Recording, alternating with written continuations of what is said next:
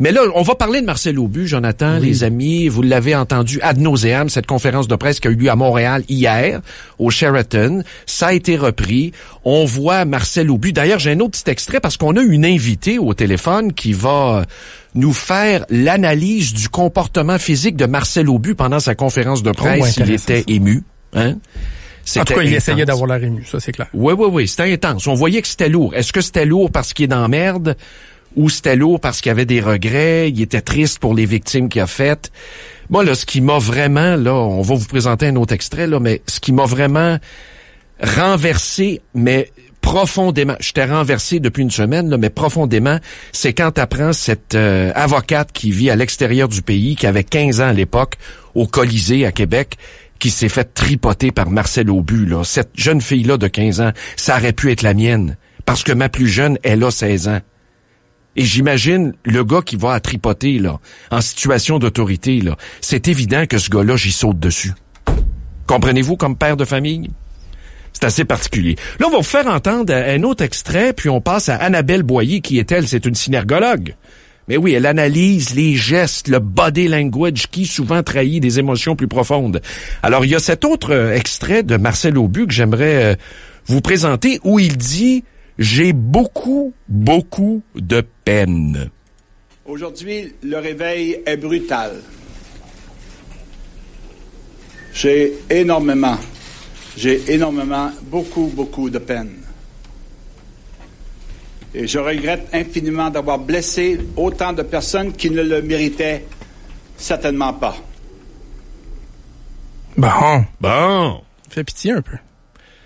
Ben, c'est la chute qui est brutale. Moi, je pense qu'il a été honnête dans sa conférence de presse. Justement, on va en parler avec Madame Boyer, que vous avez vu sur d'autres tribunes, qu'on peut lire dans des journaux. Souvent, en période électorale, quand il y a des débats, vous la voyez analyser sur un panel le comportement corporel des gens, parce que ça parle, ça aussi.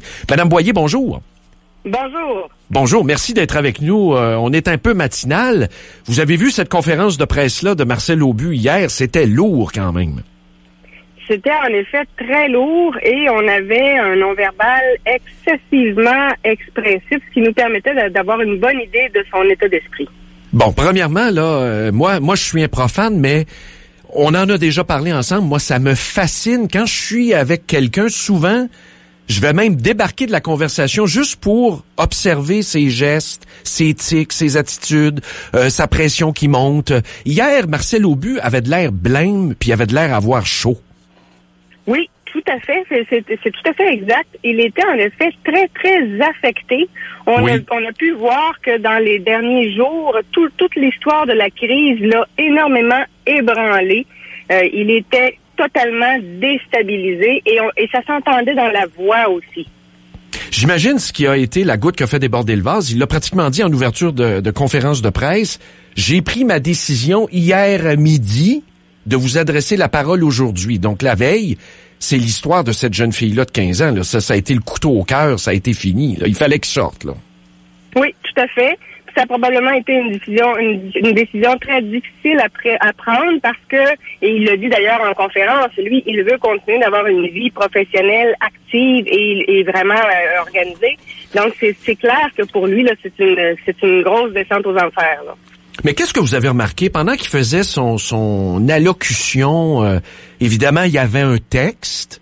On voyait sa tête. Moi, évidemment, je suis pas un spécialiste, mais qu'est-ce qu'il y avait à remarquer qui était troublant là, ou qui dénotait un sentiment intérieur?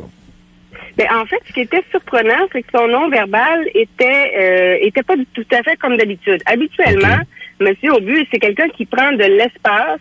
Oui. Donc, on va voir avec des grands gestes qui va être très ancré sur la table et qui démontre énormément d'assurance. Alors que hier, dès le départ, il commence en tripotant ses feuilles avec le bout de ses doigts. Il commence avec un basculement de son corps. Il regarde très, très peu la caméra et les gestes sont lents. Il va toucher le micro, il va toucher le lutrin, il va toucher la lampe. Donc, il y a beaucoup de gestes qui nous indiquent qu'il est déstabilisé et qu'il n'est pas ancré. Il n'a pas réussi encore à retomber sur ses pieds. Il n'est pas ancré au lutrin. Il y touche, mais du bout des doigts. Il a les pieds plutôt collés, alors qu'habituellement, il a les pieds plutôt la largeur des hanches. Et on avait des paupières supérieures très, très tombantes. Ce qui nous indique qu'il a beaucoup pleuré dans les derniers jours. Ah oui? Oui, ça c'est clair. Ah, c'est un signe, ça. Les gestes sont très, très lents. Fait que ça nous démontre qu'il est encore sous le choc. Il a encore de la difficulté à absorber tout ce qui est en train de se passer. OK, donc là, c'est le tsunami. Quand Régent Tremblay parlait de tsunami, c'est vrai, ça l'a ravagé, mais évidemment, c'est le tsunami de ses propres erreurs. Là. C'est pas le tsunami médiatique, mais l'effet, là, il est causé d'après quoi? D'après les médias? C'est les médias qui ont tombé dessus, qui fait qu'il a honte, il a peur, il sait pas ce qui va y arriver, ou si c'est le regret comme tel? Ben, en fait, c'est l'impact sur sa propre famille qui le dérange le plus. Okay. Parce que quand il parle de ses 45 ans de vie professionnelle, il se redresse, il remonte le menton, il y a un léger bascule, il y a un transfert de poids sur la pointe des pieds, donc il y a une fierté. C'est probablement un homme qui se définit par ce qu'il fait et non pas par ce qu'il est. Donc, à chaque fois qu'il parle de sa vie professionnelle, de BCF, le ton devient plus ferme, plus assuré. On retrouve le Marcel Aubu que l'on a vu dans d'autres entrevues auparavant.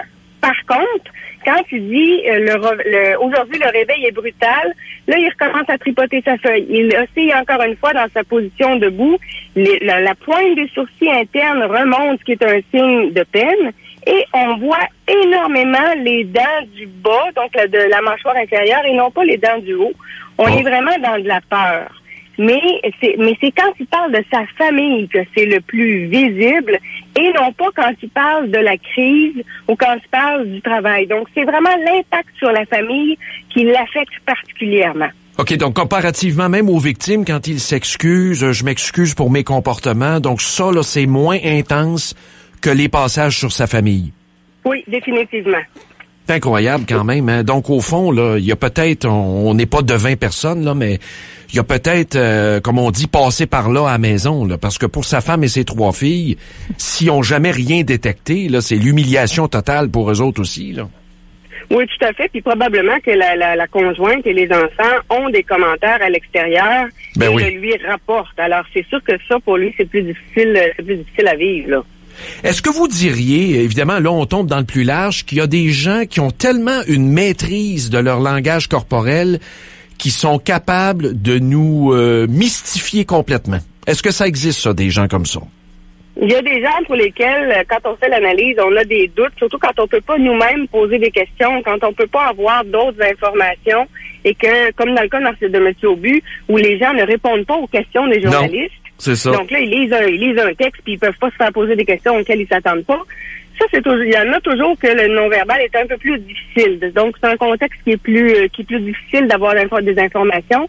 Et il y a des gens qui sont de meilleurs menteurs parce qu'ils ont souvent plus d'entraînement à mentir. Ah oui? Et ça fait tellement de fois qu'ils pratiquent le mensonge que le corps finit par être cohérent avec le mensonge. OK, donc c'est raccord, comme on dit. Exactement. OK, mais là, vous allez sortir un livre, justement, puis là, on n'est pas dans le domaine affaires publiques, politique, là, on est dans le domaine amoureux, les sentiments, et moi, je vous fais une confidence, mon langage corporel parle tellement que j'ai jamais pu mentir à ma blonde de toute façon. Alors, c'est quoi votre livre? Très expressif. Ah oui. Puis même, moi, je m'en aperçois quand je mens. C'est pas des farces, là. Les gens vont rire, là. Mais, coudonc, on devrait le savoir quand on ment. Mais, où je m'enlise, là, tu sais, là. Puis là, tu dis, non, ça donne rien. Je suis pas capable. Mais votre livre, justement, ça c'est sur la relation d'amour et de séduction, là. Hein? C'est ça, votre prochain livre qui va sortir bientôt, là. C'est exactement ça. Le livre s'intitule l'ABC du non-verbal en amour. Flirt, relation et fidélité. Donc, on est vraiment dans le non-verbal. Quand on veut rencontrer quelqu'un ou quand on est déjà avec quelqu'un et qu'on a des questionnements, parce que, évidemment, c'est des questions qui reviennent continuellement en conférence. Parce que souvent, j'ai des amis qui sont célibataires, donc ils ont des blind dates, comme on dit. Oui. Et souvent, ils m'envoient des photos, où ils me donnent une description de la soirée, et là, il faudrait que je fasse une analyse à partir de ça. Fait que c'est plus difficile, mais ce que j'essaie de faire, c'est de leur donner des outils, parce que souvent, notre instinct, il est bon. d'instinct, on le sait si c'est une bonne personne ou une mauvaise personne, mais on n'écoute pas notre instinct parce qu'on veut absolument trouver l'âme sœur, parce qu'on veut avoir quelqu'un près de nous. Et à ce moment-là, on va passer outre les petits drapeaux rouges qui pourtant s'est élevé dans notre tête. Oui, puis souvent, on va le découvrir plus tard. Eh bien, exactement. Il est trop tard, c'est exactement, c'est de rendre conscient ce qu'on avait déjà observé, mais qu'on a passé outre. Donc, juste rendre conscient les petits indices que notre inconscient a observé ou que notre œil a observé. Et à ce moment-là, pour que les gens arrivent à dire, ben là, j'ai vu tel drapeau, c'est peut-être pas la bonne personne pour moi. Ou au contraire, ben je me sens bien quand je suis avec lui, j'ai telle réaction de bien-être. Donc, peut-être qu'il faut que j'arrête d'avoir peur de l'engagement et que je me lance. Donc, d'apprendre à mieux lire son propre non-verbal avec quelqu'un et apprendre à mieux lire le non-verbal de l'autre. Parce qu'il y a des fois des gens qui partent avec l'idée que, de toute façon, je rencontre juste des pourris, ça va sûrement être encore un pourri.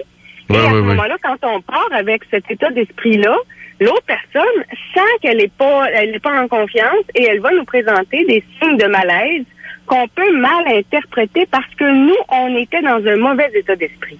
Donc, c'est tout ça dont je parle dans mon livre. Ben, ça va être très instructif. C'est pratiquement un guide pour détecter ou pour pas se faire flouer. Ça peut être dans nos relations interpersonnelles. Là. Tout à fait. Bon, là, ça sort quand, ce livre-là? C'est à la mi-octobre, je crois. Exactement. Il va être en librairie à partir du 21 octobre. On fait le lancement à Montréal le samedi 17. Ben, merci beaucoup d'avoir été avec nous ce matin, Mme Boyer. Ben, merci à vous. À la prochaine. Au revoir. Au revoir. Alors, c'est Annabelle Boyer qu'on peut lire dans le Journal de Québec, entre autres, dans Le Soleil. Aussi, elle est régulièrement sollicitée pour les débats des chefs. Souvent, en campagne électorale, on voit ça.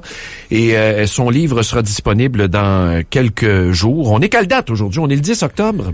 Ça ressemble à ça. On est le 10 octobre. Donc, dans quelques jours, le livre sera disponible. Je pense que je vais le dévorer.